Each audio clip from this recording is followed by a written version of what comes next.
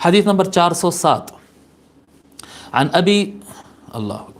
ابی ذر رضی اللہ تعالی عنہ قال قال رسول اللہ صلی اللہ علیہ وآلہ وسلم، حضرت ابو ذر غفاری رضی اللہ عنہ روایت فرماتے کہ رسول اللہ صلی اللہ علیہ وآلہ وسلم نے ارشاد فرمایا، افضل الاعمال، سب سے بہترین کاموں میں سب سے بہترین کام، اور بعض روایت میں امام احمد بن حنبل کی روایت میں ہے احب الاعمال، سب سے پسندیدہ کام، سب سے زیادہ محبوب کام۔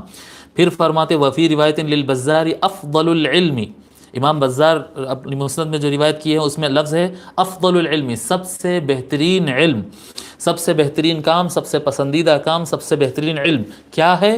الحب فی اللہ والبغض فی اللہ، محبت اللہ کے لیے ہونا چاہیے، اور کسی سے بغض اور دشمنی ہو تو اللہ کے لیے ہونا چاہیے۔ ذاتی مقاصد کے لیے نہ محبت ہے، نہ ذاتی مقاصد کے لیے کسی سے دشمنی ہے۔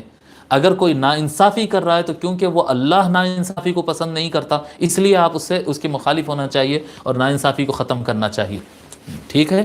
محبت اللہ کے لیے ہونا چاہیے، اور نفرت اور بغض جو ہے وہ اللہ تعالیٰ کے لیے ہونا چاہیے۔ اور بغض فی اللہ کا قاعدہ یہ ہوتا، بغض فی اللہ، اللہ کے لیے دشمنی کرنے کا قاعدہ یہ ہوتا کہ کبھی افراد سے دشمنی نہیں ہونا، یعنی ایک شخص ہے بہت برا ہے، ظلم کرا، جھوٹ بولا، دھوکہ دیا، تو آپ کو نفرت اس کے کام سے ہونا چاہیے، کیونکہ اللہ کو جھوٹ، دھوکہ اور فریب یہ نہیں پسند ہے۔ سو اگر کوئی برا کر رہا ہے تو اس کے برے عمل سے نفرت ہے۔ اگر وہی انسان بہت نقصان پہنچانے کے بعد توبہ کر کے اگر سدھر گیا تو وہی انسان جو نقصان پہنچایا اس سے آپ کو محبت ہونا چاہیے، کیونکہ جو چیز سے اللہ نفرت کرتا تھا وہ چیز تو ختم ہو گئی۔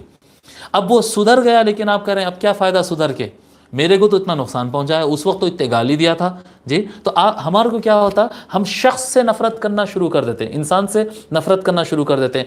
انسان سے نفرت کرنے کی اجازت نہیں، ان کے غلط عمل سے نفرت کرو، تو تبھی سمجھ میں آئے گا کہ آپ اللہ کے لیے کسی سے بغض اور عداوت رکھیں، ورنہ تو اپنے نفس کے لیے ہو جائے گا۔